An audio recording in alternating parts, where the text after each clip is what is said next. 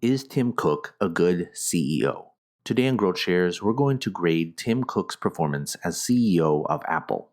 The CEO makes all the big decisions for a company, and that plays a big role in whether you should invest in that company for the long run. We're going to examine two big factors, earnings growth and stock growth while CEO. Each of these factors will be given a letter grade. And then we'll combine these two factors to get the overall picture of Tim Cook as a CEO. I encourage you to pause this video at any time. Tim Cook became CEO of Apple in August 2011. We're first going to look at earnings growth during Tim Cook's tenure. One realistic measure of a CEO's success is how well the company grew its earnings during his time as CEO. When Tim Cook became CEO, Apple had earnings of $1.58 per share, adjusted for any stock splits. Today, earnings are at $5.91 per share. That's an 11.62% compounded annual growth rate. That's good at a standalone metric, but we'll need to compare that with the S&P 500 as a metric of relative growth. During that time, the S&P 500 companies have grown their earnings 3.49%, which means Apple beat it by 8.13 percentage points.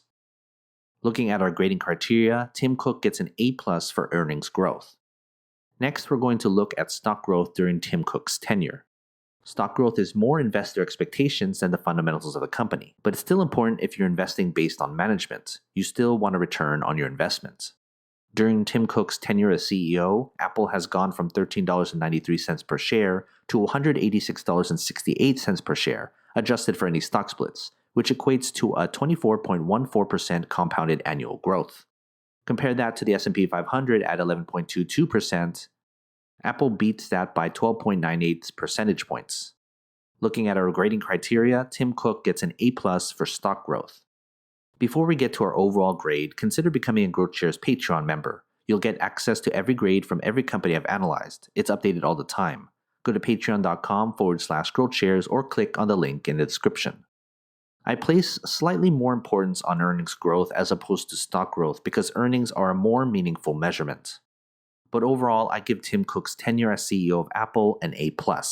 His leadership has led Apple to have fantastic earnings and stock growth that has far exceeded that of the S&P 500. But of course, there's a lot more than investing based on the CEO. When I analyze a company, measuring management performance is just one part of my analysis. There's plenty more stock analysis videos in my channel.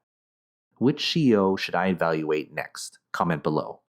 Invest wisely, and as always, take care of your money.